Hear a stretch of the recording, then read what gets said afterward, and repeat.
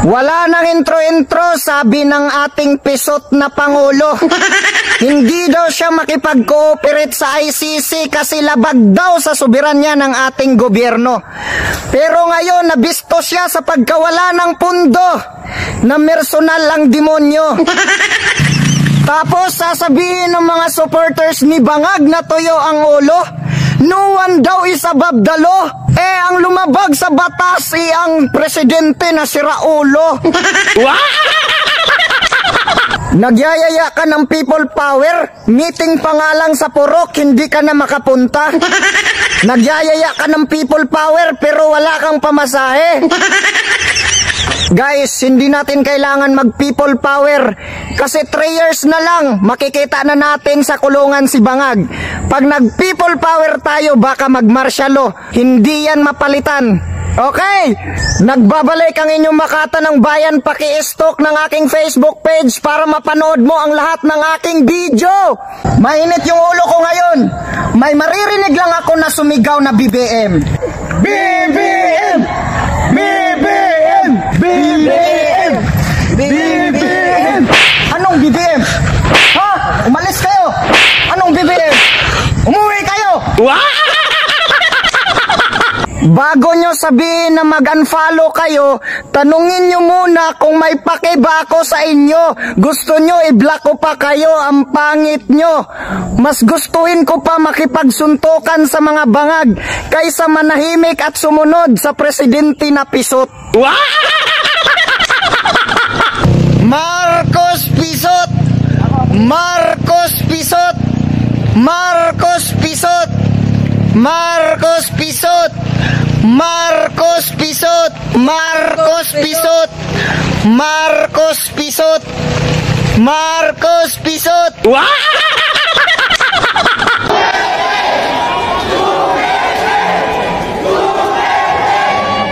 Ito, magandang balita yung ating natanggap ngayon. Granted yung PRO ng Supreme Court na hindi kailangan ilabas si PRRD pero pinipilit na nilang isakay sa aeroplano ngayong oras na ito.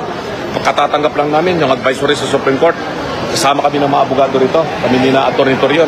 At dumating yung tawag sa atin na granted. So hindi nila may lalabas si PRRD pero pinilit na nilang isakay. Talagang kailangan matawagan natin. Matawagan natin yung tower para hindi pa makalipad yung aeroplano. So yan mga kabaka, mga minamahal na kababayan Pilipino. Ay talagang ito ay alam na ng mga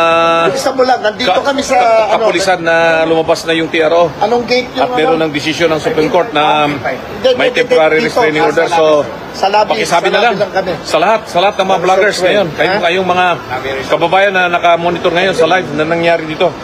So hindi tayo papayag na yurakan nila yung karapatang pantao ni PRRD at ng sinumang Pilipino dito. Kaya mananaig ang hustisya dito sa Pilipinas, hindi tayo pasasakop sa mga dayuhan na yun ang gustong mangyari itong mga nakaupo ngayon sa pamahalaan na babaliwalay nila ang ating saligang batas, ang soberanya ng Pilipinas na kailangan nating ipagpatuloy na ipaglaban. Nag-uusap na dito. Sabi mo sir, 8 o'clock sir eh. 8:30 na sir. May hinihintay na po na anak. Hindi, siya? On record? Ako on record? Ako ang humingi ng record. Ang anak mo pupunta dito. Mr. President, hindi darating yun. Kasi hindi mangyayari. Bigyan mo ng pagkakataon. Kasi ayaw mangyayari. Magdadala ng galing. Ayaw niyang papasukin. Ayaw niyang papasukin. Grabe, deprivation naman. Abuso naman yan. Hayaan mo lang makita nila ang tatay nila. 80 anyo. Kung gano'n, okay lang po. Hindi niyo papasukin. Make it clear. Yes sir, hindi papasukin sir. Hindi ninyo. Ikaw. Yes sir. Hindi mo upon my order. Hindi mo pinapasok. Yes sir, upon my order sir. Ang sabi ko, ang abogado ko, ang anak ko na babae. They can visit you at your detention center sir. Ikaw naman sir, para na tayong glolokohan dito. Kamura-mura na pamasahe papunta ron. Dalawang anak nandito. Pabira ka naman. Yes sir. Sige. Pabira ka naman. Dalawang anak lang. Guys, alam niyo yan. Kailangan ng kausapin ng Huwag yun ang tingin sa lahilahin na. Sir, pabira ka naman, sir. Huwag kang ganyan, sir. Huwag kang ganyan, sir. Huwag kang ganyan, sir. Humane lang, sir. Humane lang.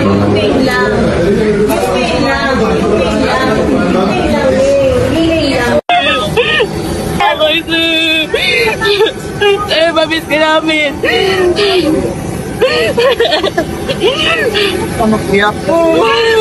Sir, ingat ka, sir. Ingat ka, sir. Ingat ka, sir. Ito na, ingat siya. Sir, love you. Kung manalo si Inday pagka-presidente, saan ito Ambil akong bag, pulutin baby. itong mga to? May. Akin na po, akin na yan. Akin na yung anak ko! Akin na yung anak ko. Akin na. Halika dito na. Halika dito na. Akin na yung anak ko.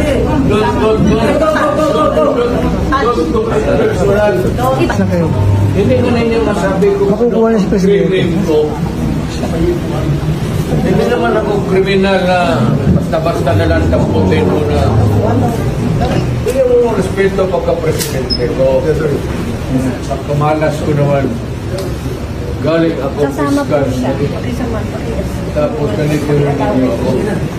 Kilala man ninyo ako. Anong kasalanan ko? Bigyan ninyo ako maski isang ordinansya lang na ginawa ko. I don't know about, but my family, lalo na si Vice President, ikaw bukas mag-presidente yan,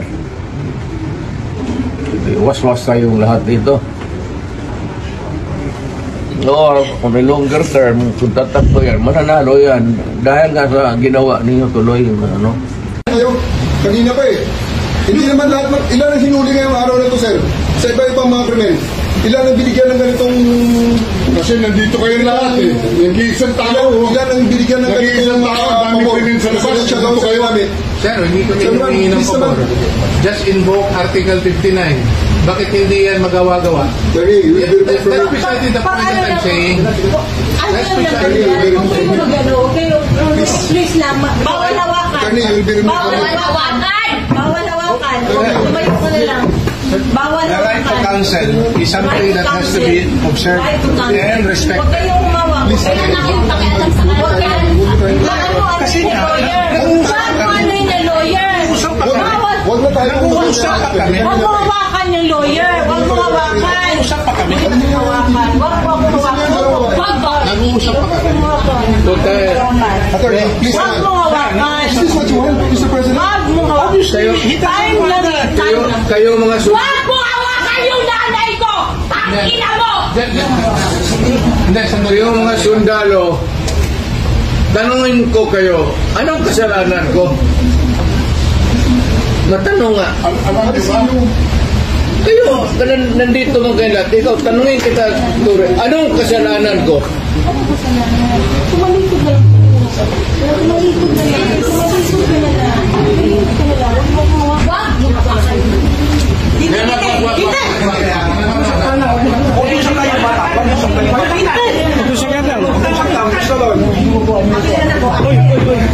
yung anak ko! Akin na yung anak ko! Akin na! Halika muna! Halika dito! Akin na yung anak ko! Don't do it personal. Akin na lang! Akin na lang! Lahat! Halika na! Don't do it personal.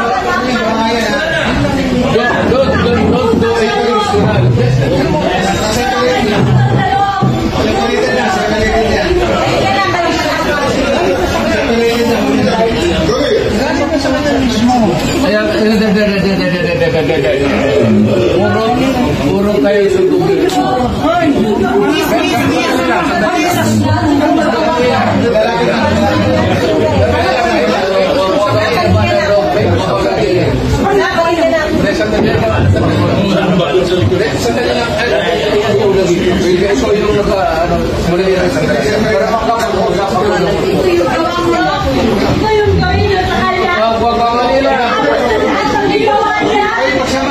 Hoy, nandito yung preso, hindi dyan.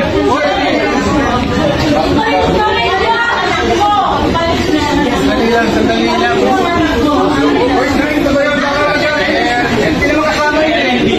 May sasabihin lang. Mamatay man ako bukas o ngayong gabi, hindi na ako babangon. Tandaan ninyo kayo mga Pilipino. Minahal ko kayo at pinagsisilbihan ko kayo ng gusto noong unang panahon. Salamat. Ano yun? Patulan pa ninyo! Grabe kayo! Wala ba kayong awa? Wala ba kayong awa? 81 years old. Wala na yung lakas. Wala na yung lakas. Would you like to address the supporters of the former president? The supporters of the former president? Well, you know, again, wala namang bakit why that so this is Sir, is it okay if we give them a copies of the arrest warrant, photocopies of the arrest warrant? Would that be possible? limitations on that? We have the limitations, but we can... We have here the SILG who has been, of course, part of... Thank you, sir. Second question, sir. Mr. President, sinasabi ng kampo ni PRRD na unlawful arrest daw itong ginawang pag-aresto sa kanya. Well, we've... Sir, third question from the MPC. Mr. President, may violation ba ito sa ating soberanya itong pagkaka-aresto kay dating Pangulong Duterte?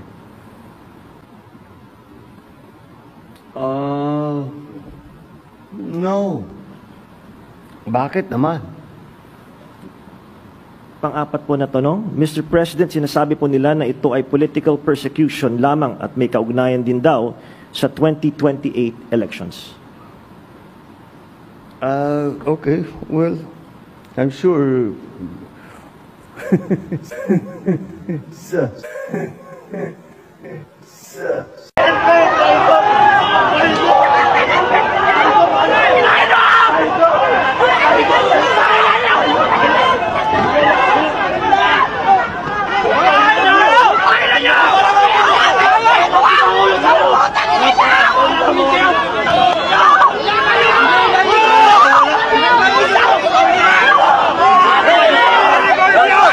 Kababayan, naawa po ako sa mga pulis na nakatayo ngayon dahil alam ko na kung hindi sila pulis, kasama natin silang nakikipagbaka ngayon. Alam natin na sa loob ng kanilang puso mabigat dahil gusto nilang ipaglaban si Tatay Digong, pero wala silang magawa dahil kapag sila ay sumuway sa kanilang GPNP, wala silang ipapakain sa kanilang pamilya. Gusto ko lang i-remind lahat po ng mga Pilipino sa buong mundo, wala na po tayong tiwala sa media ngayon. Ang ABS-CBN, ang GMA, wala na. Hindi na nila binabalita ang nangyayari ngayon. Kayong mga vlogger, kayong mga ordinaryong mamamayan, kayo na naglalay ngayon, kayo na nakikita sa buong mundo, iparating natin sa buong mundo na kaya natin pabagsakin ang another Marcos. Are you affiliated to? Reuters. Reuters. Okay, interview me now. Go. Come on. What is your question? How do you feel right now seeing your former president going? We are enraged because we love President Duterte. He loved the Philippines first. That's why we love him. There is no fairness here. ICC doesn't have any jurisdiction in the Philippines. We are no longer, and we are not part of the International Criminal Court, and the International Criminal Court doesn't have any jurisdiction in the Philippines. We insist and we give our petition to release Duterte because he did not receive there's no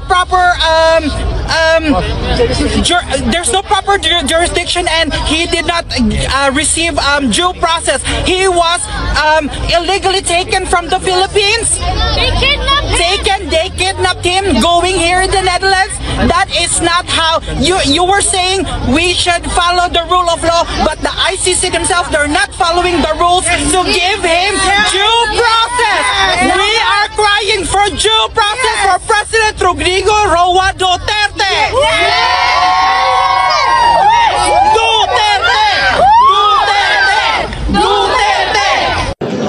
And he's lying because he knows perfectly well that Inang lamok galit, tinahimit na kayo. Tatay Digong. Maayo gid siya nga tao, di siya makilab. Pero kung adik ka, kriminal ka, patay ka gyud. Which is tama ko, musupport ko na. Natahimik mi kini sa Davao. Karon ang atong presidente adik. Unsa na karon? Manawagan mi sa sundalo kay General Browner, kay di na ko tawag sa mga PNP kaya iro na ni Marcos. Sa kay Browner na lang ako mga tabang nga magkuwaga, mag-withdraw kag support kay Marcos. Kay naagi na ko martial law. Kanitanan, magkabataan, i-explain na kung unsay martial law. Kasi padulong na tag martial law ni Ron. Musulod pa sila, walay tao diya, wala sila Digong, tao lang. I-search, kinsa ilang i-serve diya, sa tuwaran. Magtanim na po sila diha. Magtanim na po sila bala.